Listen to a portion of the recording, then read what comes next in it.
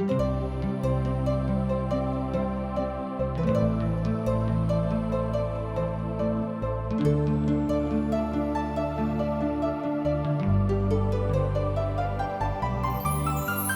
सब TWR के माध्यम से प्रस्तुत कार्यक्रम असक इजोत देख रहल छी।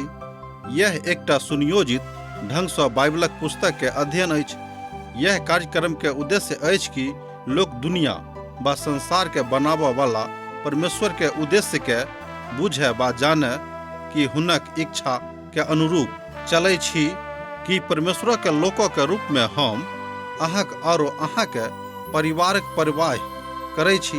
अहाँ सबके आध्यात्मिक रूपों से आगा बढ़य में जीवनक ज्योति दऽ रहल छी। कृपया देखू आ सुनू, जाहिसँ परमेश्वर अहाँ के जीवन के ढेर आशीष से भरि देथि। आशाक इजोत मैथिली कार्यक्रम में एक बेर और हम अहाँ के अभिनंदन प्रभु यीशु मसीह के मीठ आ पवित्र नाम में कह रहलहुँ हैं। हमर श्रोता मित्र, हमर भाई बहिन, एहिठाम हमरा सब देखै छी जे सताव कलिसिया में आरंभ भ जाइत अछि। एहिठाम एहि अध्याय में स्तुफनुस का पकड़ लोग लैत छथि आर सब हुनका कचहरी में लऽ जाइत छथिन। एहिठाम हमरा लोकनि देखै छी जे परमेश्वरक वचन पसारै वाला लोक के तकलीफ देनाइ लोग आरंभ कऽ दैत छथिन। गमीलिएल बा पूर्णा रब्बी छलाह, अर्थात शिक्षक छलाह। ओ साधु पौलक सेहो गुरु रहैत। ओ यहूदीवाद के एकटा बड़ प्रतिष्ठित लोक छलाह आ अनुयायी सेहो रहैत। 5 अध्याय के 34 पद में अहाँ एहि बातक देख सकैत छी। आ तकरा बाद अहाँ अध्याय 6 में हमरा सब ओहि सबटा कथा के बता रहलहुँ हैं। एहिठाम हमरा लोकनि देखै छी कि सेवकक नियुक्ति होइत अछि। तहन अहाँ बुझि सकलहुँ हैं कि आजुक विषय वस्तु यह भेल। ओहि काल में जहन चेला के गिनती बड़ बढ़ि गेल छलैक, तहन यूनानी भाषा बजै वाला शिष्य सब इब्रानी के शिकायत करऽ लगलाह आ नित्य प्रतिदिन सेवा के काज में एहि तरह के बात भेनाइ आरंभ भ गेलिक। तहन ओ कहे बजनाइ आरंभ कऽ देलखिन कि विधवा के सुधि लिअ वाला केओ नहि छथि। एहि तरहक बात हमरा लोकनि देखैत छी, अर्थात कलिसिया में किछु ने किछु समस्या आबि गेलिक। हमर भाई बहिन, जहन हमरा सब मनुष्य जाति में जन्म लेलहुँ हैं तऽ मनुष्य जाति में जन्म लेला के कारणे किछु ने किछु तकलीफ हमरा सभक होइत, किएक तऽ हमरा सभक जन्म पाप सँ भेल अछि। जहन हमरा सभक संगति प्रभु सँ कमजोर होइत अछि तऽ समस्या स्वयं हमरा सभक बीच में चलि आबैत अछि।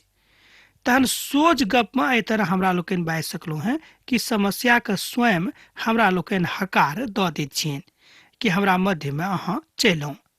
हमरा सभक एहि कथा के मानबाक अछि वा एना कहियो कि आरंभिक कलिसिया के इतिहास में एहि तरहक घटना भेल रहै। कारण छल कलिसिया के लोकक मध्य में गलतफहमी।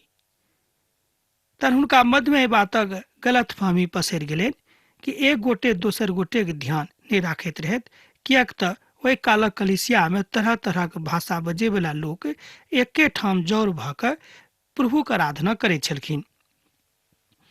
मनुखक अधिकारक बात ने, मुदा कार्य योजना के अनुसार ओ सब काज करैत छलखिन सेहो प्रभुक दास एहिठाम बताबैत छथि। अहाँ एहि कथा के बुझि सकलहुँ हैं जे कलिसिया के प्रार्थना के आत्मिक प्रार्थना अहाँ बाजि सकैत छी, किएक तऽ पवित्र पोथी में लिखल गेल छै कि जे कलिसिया प्रार्थना करऽ वाला कलिसिया अछि तकरा सँ प्रभु बड़ प्रसन्न रहैत छथि। जेना अहाँके एक बेर और हम बतेने छलहुँ हैं कि कलिसिया के अर्थ होइत अछि कि एकटा एहन झुंड जे बैस कऽ परमेश्वर से प्रार्थना करैत अछि। तहन परमेश्वरक प्रार्थना करऽ वाला झुंड के अहाँ कलिसिया बाजि सकलहुँ हैं, या तकर नीक अर्थ होइत अछि। तहन ओ 12 चेला के मंडली अपना लग बजा कऽ कहलनि, ई नीक ने जे हमरा सब परमेश्वरक वचनक सुनाइनाइ छोड़ि कऽ आ खुआबे के सेवा में लागल रही। एहिठाम एकटा बात हमरा लोकनि प्रेरितक दिस सँ सीखैत छी कि लोक सब संसारिक बातक दिस विशेष रूप में ध्यान दिअ लागलखिन आ परमेश्वरक वचनक ध्यान जे हुनका देबाक चाही से देनाइ कम कऽ देलखिन। तहन एहि बातक चेतावनी हुनका भेटलनि आ ओ बजनाय आरंभ क दिलथि कि हमरा सभक परमेश्वरक वचनक छोड़ि कऽ आ दूसरा दिस विशेष रूपे ध्यान देनाइ जरूरी नहीं थिक। एहि बातक अहाँ 6 अध्याय के दोसर पद में देख सकैत छी। प्रेत सभक तहन एहि बातक अनुभूति भेलनि जे ओ सब परमेश्वरक वचनक शिक्षा के बड़ नीक रीति सँ कलीसिया में नहीं बता रहल छथि। सेहो एकटा बात भऽ सकैत छै। हुनका सब अब ओहि बातक ऊपर जोर दऽ रहल छथि, तहन आगूक पद में एहि बातक ऊपर विचार विमर्श कयल गेल छैक। तैं हमर भाई लोकनि अपने में सताब आ मनुखक चुनि लिअ, जाहिसँ हमरा सब हुनका एहि काजक लेल नियुक्त कऽ दियनि। हम तऽ प्रार्थना और वचनक सेवा में लागल रहब। एहिठाम प्रेरित खूब नीक सँ एहि बातक बता रहल छथिन कि हम की करब। हम तऽ प्रार्थना और वचनक सेवा में लागल रहब। मुदा अहीं अपना में से एहन लोकक चुनि लियो जे अहाँ सभक ध्यान राखे के। तहन परमेश्वर हुनका सभक समस्या के समाधान निकाल देलखिन। हमर भाई बहिन, सतावट मनुष्य जातिक जिंदगी में भेनाइ जरूरी अछि। जँ हमरा सभक सतावट नहि होइत तहन कोना हमरा लोकनि बुझब जे प्रभु हमरा सभक संगे छथि। किएक तऽ जँ सताव नहि आयत तऽ हमरा लोकनि कोना बुझब कि प्रभुक काज हमरा सभक जिंदगी में भऽ रहल अछि। कलीसियाक संगे सेहो यह बात अछि। 7टा मनुखक नियुक्ति कऽ के कथा एहिठाम देवल गेल अछि, अर्थात 7टा मनुखक नियुक्ति कलीसिया में भऽ गेलै जे लोकक ध्यान राखतैक। स्तिफनुस वही में से एक योग मनुष्य छलाह। हुनका लग पवित्र आत्मा के सामर्थ्य रहनि। एहि पद में हमरा सब सिखलहुँ हैं जे ओ सब बड़ महान बातक जाने छलाह, अर्थात शिष्य के पवित्र आत्मा के पहचान भऽ गेल रहनि आ त प्रेरितक काज रहनि। मुदा ई कथा संपूर्ण मंडली के नीक लागलनि और ओ सब स्तिफनुस नामक एकटा पुरुष के जे विश्वास और पवित्र आत्मा से परिपूर्ण छलाह चुन लेलथि आ हुनक अतिरिक्त ओ सब फिलिपुस, पुरुखरूस और निकानोर, तिमोन और परनिसा और अंताकी वाला और निकलाउस का सेहो जे यहूदी मत में आबैत गेलाह ओ चुन लेलथि। एहि बातक अहाँ 5 पद में देख सकैत छी जे एहिठाम हमरा लोकनि देखैत छी कि तरह तरह के लोक के ओ एहि बातक लेल नियुक्त कऽ लेलनि। हम तऽ बादक 5 मनुखक विषय में बेसी किछु नहि बजाय बा एना कहब कि नहीं बाजि सकलहुँ हैं। मुदा स्तिफनुस और फिलिपी के विषय में हमरा लोकनि बाजि सकैत छी। तऽ फिलिप के विषय में जे एहिठाम बतावल गेल छै तकरा हम अहाँके लेल सेहो राखब। एहि बातक हमरा लोकनि आगूक दिन सीखब। मुदा आजुक अध्ययन में एहि बातक विशेष रूप में ध्यान हमरा लोकनि देब जे परमेश्वरक कलीसिया में एहि तरहक लोकक नियुक्ति भऽ गेलै जे परमेश्वरक मानय वाला लोक छलाह। ओ हिनका प्रेरितक सन्मुख में ठाढ़ कैलथि और प्रेरित सब हुनका ऊपर प्रार्थना कऽ कऽ हाथ राखलखिन। प्रेरितक पोथी तकर 6 अध्याय तकर 6 पद में अहाँ देख सकैत छी, अर्थात जे कियो ओहि सेवकाली के लेल नियुक्त भेल छलाह हुनका सभक ऊपर हाथ राखि कऽ प्रेरित लोकनि प्रार्थना कैलथि। एहिठाम समर्पणक प्रार्थना हमरा लोकनि देखैत छी, जाहि प्रार्थना के प्रेरित लोक करैत छथिन। आजुक जिंदगी में समर्पणक प्रार्थना के आवश्यकता अछि। हमर भाई बहिन, जँ केओ स्वयं के परमेश्वरक सेवकाई के लेल समर्पित करैत छथि तऽ हुनका लेल एहि तरहक प्रार्थना के बड़ आवश्यकता अछि। अब हाथ राखि के अर्थ होइत अछि लय व्यवस्था के पोथी में एहि बातक ऊपर हमरा सब सिखलहुँ हैं। आजुक लोग सब ओहि कालक लोग पशु के माथा पर हाथ राखि के होम बलि आ पशु बलि लोग चढ़ाबैत छलखिन। मुदा ई कथा बड़ सत्यक थिक, अर्थात प्रभु वहाँ अपन विधा के सार्वजनिक नहीं कऽ सकलहुँ हैं। किएक तऽ एहि बातक कलीसियाक सन्मुख वहाँ राखियौ कि प्रभु के दिस सँ अहाँके की आज्ञा भेटल अछि। तैं कलीसिया के स्थापना के आरंभिक इतिहास में एहि तरहक व्यवहारक हमरा लोकनि देखैत छी। ई एक तरहक समाज सेवा छल सेहो नहि, मुदा ई हम बाजि सकलहुँ हैं कि पूर्ण रीति सँ परमेश्वरक सेवा छल। बहुत विद्वान सब बातक कहैत छथिन कि ई एक तरह के समाज सेवा रहेक। हमर भाई बहिन, ई समाज सेवा नहीं रहेक, मुदा ई प्रभु के सेवा रहेक बा एना कहियो कि प्रभु यीशु मसीह के आज्ञा रहे कि अहाँ सब कलीसिया में कोन तरह स्वयं में एहि सबटा बातक के प्रतिष्ठा करब जाहिसँ प्रभु के कोनो तरहक तकलीफ अहाँक व्यवहार से नहीं भेटेन। हमर भाई बहिन, ई बातक बुझनाइ बड जरूरी अछि।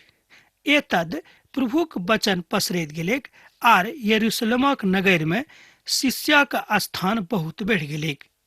याचक सब सेहो बहुत अधिक संख्या में एहि मतक अनुयायी बनि गेलाह। अर्थात बहुत याचक सब, पुरोहित गण सब जे प्रभु यीशु मसीह के विरोधी छलाह, प्रेरितक व्यवहारक कारणे, प्रभु यीशु मसीह के प्रेमक कारणे ओ सब प्रभु यीशु मसीह के मंडली में सम्मिलित भ गेलाह। हमर भाई बहिन, प्रेरित सब प्रभु यीशु मसीह के प्रेमक विषय में हुनका सभक बड खोल के आ पसार के बतौलखिन, जाहिसँ हुनका एहि बातक ज्ञान भ गेलनि कि प्रभु यीशु मसीह मनुष्य जाति सँ प्रेम राखैत छथि, तैं ओ हुनका सँ एहि तरहक व्यवहार केलखिन। आजुक दिन में एहि बातक बड परम आवश्यकता अछि जे परमेश्वरक काज बढ़ेक आ कलीसियाक लोग बड नम्र भ क परमेश्वरक महिमा के विषय में, प्रभु यीशु मसीह के प्रेमक विषय में लोक के बताबेक। हमर भाई बहिन, जँ अहाँ उत्तेजित भ जायब, जँ अहाँ एहन कोनो व्यवहार करब जाहिसँ लोग प्रसन्न नहि होइत अछि, तऽ किएक लोग परमेश्वरक मानतैक। हमर भाई बहिन, जाबे धरि हमरा लोकनि कोनो मिठाई नहि खाइत छी, ताबे धरि ओहि मिठाई के स्वादक विषय में हमरा लोकनि नहि जानैत छी। तहन लोग के मिठाई अहाँ खुआ के देखेबे, तहने लोग कहत कि हाँ, ई मिठाई नीक ठीक। ई काज हुनका सभक करक रहनि आ ई काज प्रेरित सब खूब नीक सँ करैत छलखिन। शिष्य सब अपन अपन गवाही सेहो दैत छथि। हमर भाई बहिन, जँ अहाँ प्रभु यीशु मसीह के माने वाला लोग छी, जँ अहाँ सदस्य के छी, बा एना कहियो कि जँ अहाँ कलीसिया के सदस्य छी, तऽ एहि बातक अहूँ गवाही दियौक कि प्रभु यीशु मसीह अहाँक जिंदगी में की कयने छथि। हमर ध्यान अब ओहि दिस जा रहल अछि जतऽ आरंभिक काल में कलीसिया के इतिहास में ओ बड कथा के मानैत छलखिन, अर्थात ओ सब गवाही दे में, परमेश्वरक वचनक सुनाबे में एको रत्ती कंजूसी बा कोताही नहि करैत छलखिन। हम अहूँ से बातक आग्रह करैत छी कि अहूँ कोनो तरह के कोताही नहि करब। आर तहन अहाँ बाजि सकलहुँ हँ जे स्टीफन ओहि कालक के कलीसिया के एकटा महान व्यक्तित्व छलाह। स्टीफनुस अनुग्रह आर सामर्थ्य सँ परिपूर्ण भ क लोकक बीच में बड पैघ पैघ अद्भुत काज और चिन्ह देखाबैत छलखिन। एहिठाम हमरा लोकनि देखैत छी कि जे शिष्य नियुक्त भेल छलाह, जहन हुनका एहि बातक विश्वास भ गेलनि कि वएह हमर प्रभु यीशु मसीह उद्धार करता छथि, तऽ हुनका हाथे बहुत अद्भुत अद्भुत काज भेलनि आ लोक सब हुनक काजक देख कऽ आश्चर्यचकित होइत छलाह। बा एहन सब चिन्ह ओ सब देखाबैत छलखिन जे मनुख अपन सामर्थ्य सँ कहियो नहि कऽ सकैत छथि। एहि तरहक सामर्थ्य पावे वाला में से स्टीफनुस नामक सेहो परमेश्वरक एकटा दास छलाह। हमरा लोकनि हुनका विषय में ठाम 8 पद में देख सकैत छी। जँ अहाँक लग पवित्र पोथी बाइबिल अछि तऽ अहूँ देखियौक। अर्थात परमेश्वर एहि शिष्यक चमत्कारक आशीष देने छलाह। ओ प्रभुक लोकक बड नीक स्थान में लऽ कऽ आबैत गेल छलाह, मुदा स्टीफनुसक दंड देबाक हेतु न्यायक हाथ में ओ सब गलत इल्जाम लगा कऽ हुनका आनि देलखिन। असत्यक गवाही आ चिन्ह ओ सब स्टीफनुसक विरुद्ध में आनैत गेलाह। तहन अहाँ एहि कथा के बुझि कऽ आगाँ बढ़ि सकलहुँ हैं कि जेना प्रभु यीशु मसीह के लोग गलत गलत बातक के विषय में बता कऽ हुनका आनि देलखिन ओतऽ, अर्थात जतऽ हुनका दंड देवल गेलनि ओहि दरबार में यह तरह गलती हिनको संगे लोग केलखिन, अर्थात स्टीफनुसक संगे। हमर भाई बहिन, भऽ सकै छै कि एहि काज सँ बा एहि बात सँ हुनको तकलीफ भेल होतनि, मुदा हुनक हृदय प्रभुक महिमा में आनंदित रहनि। हुनका एहि बातक खुशी रहनि कि परमेश्वरक लेल हुनका दंड जोग तऽ लोग बुझलखिन। एहि तरहक मसीह प्रेम, एहि तरहक प्रभु यीशु मसीह प्रेम आजुक दिन अहूँक लेल झलकैत अछि। जँ अहूँ एहि तरहक प्रेम अपन समाज से राखब तऽ हम कहब कहियो अहाँक समाज में अशांति नहीं आयत। हमर भाई बहिन, समाज में जे कलीसिया में बा समाज में जे कोनो तरहक बात होइत अछि, तकर यह एकमात्र कारण अछि कि ओतऽ शांति के अभाव भऽ गेल अछि। आजुक समाज में हमरा लोग देखे छी कि शांति के अकाल पड़ल छी। लोक सभक पास में खूब धन संपत्ति छेन, एक बादो हुनक मन अशांत रहैत छेन। कारण की अछि कि हुनका परमेश्वर से प्रेम नहीं छेन, मुदा संसारिक रूप में बहुत किछु प्राप्त करलाक बादो हुनका ओ शांति प्राप्त नहीं भेल छेन, जाय शांति के मनुष्य जाति के आवश्यकता छेन। हमर भाई बहन, यह बात आजुक संदर्भ में बड़ कारगर अछि। मुदा स्तिफनुस के बातक लेल कोनो तरहक अफसोस नहीं छेन कि प्रभुक लेल ओ दंड पावऽ जा रहल छथि। आ पुनः स्वतंत्र आराधनालय के सदस्य सब उठ के विरोध करऽ लागलखिन। एहि आराधनालय के सदस्य छलाह कुरैत, सिकंदरिया, किलिकिया और असियाक यहूदी आ स्तिफनुसक संगे वाद विवाद करऽ लगलाह। मुदा ओहि ज्ञानक और ओहि आत्माक जकरा सँ परिपूर्ण भऽ कऽ ओ कथा करैत छलखिन, ओ सामना नहीं कऽ सकलाह। अर्थात ओहि ठामक जतेक विद्वान सब लोग छलाह, ओ सब स्तिफनुसक संगे वाद विवाद करऽ लगलखिन। मुदा परमेश्वरक आत्मा से परिपूर्ण भऽ कऽ स्तिफनुस जब हुनका सभक उत्तर देलनि तऽ ओ सब हुनका सन्मुख में टिक नहीं सकलाह। हमर भाई बहन, यह बात आजुक दिन में अहूँक संदर्भ में भऽ सकै छै। जँ अहूँ परमेश्वर से एही तरहक वाद विवाद करैत छी तऽ नीक नहि, मुदा जँ अहाँ परमेश्वरक वचनक सिखबाक लेल वाद विवाद करैत छी तऽ बड़ नीक बात अछि। एहिठाम पवित्र पोथीक एकटा विद्वान कहैत छथि कि जे केओ परमेश्वरक वचनक सिखबाक लेल वाद विवाद करैत छथि तऽ बड्ड ओ नीक लोक छथि। मुदा जे केओ परमेश्वरक छोट देखयबाक लेल वाद विवाद करैत छथि ओ नीक लोक वा नीक मनुख नहि थिकाह। हमर भाई बहन, एहि तरहक यथा स्थिति हमरो सब अपना जिंदगी में होइत देखैत छी। जहन परमेश्वर अहाँक संगे छथि तहन एहि बातक लेल केओ अहाँक उत्तेजनात्मक स्थिति में नहीं आनि सकैत छथिन। एहि पर बहुत लोकक उत्तेजित कैलथि जे ई बाजऽ लगलाह, हम हिनका परमेश्वर और मूसा के विरोध में निंदा के कथा करैत सुनलहुँ हैं। 6 अध्याय के 12 पद में अहाँ ई बातक देख सकैत छी। एहि पर बहुत लोग सब उत्तेजित कैलथि आ ई बाजऽ लगलाह, हम एहि आदमी के बा हिनका परमेश्वर और मूसा के विरुद्ध में निंदा कथा करैत सुनलहुँ हैं। हम तऽ हिनका ई बाजैत सुनलहुँ हैं जे यीशु नासरी एहि जगह के देताह और ओहि प्रथा के बदलैत देता जे मूसा हमरा सौंपने छथि। तहन सभा में बैसल सबटा लोक सब स्तिफनुसक दिस तकलाह। ओ देखलथि जे हुनक मुख स्वर्गक दूत समान झलकैत छनि। हमर भाई बहन, एहिठाम एकटा अद्भुत घटना होइत हमरा लोकनि देखैत छी। ओहि सभाक सब लोक जहन एहि बातक सुनलथि कि स्तिफनुस की कहैत छथिन कि जे व्यवस्था मूसा अहाँक देने छथि ओहि व्यवस्था के बदले के लेल प्रभु यीशु मसीह संसार में अर्थात यीशु नासरी आयल छलाह, तहन ओहिठाम सभा के सबटा सदस्य हुनका दिस ताकलखिन। तहन सभा में बैसल सबटा लोक स्तिफनुसक दिस तकलाह। ओ देखलथि जे हुनक मुख स्वर्गदूतक समान भऽ गेल छनि।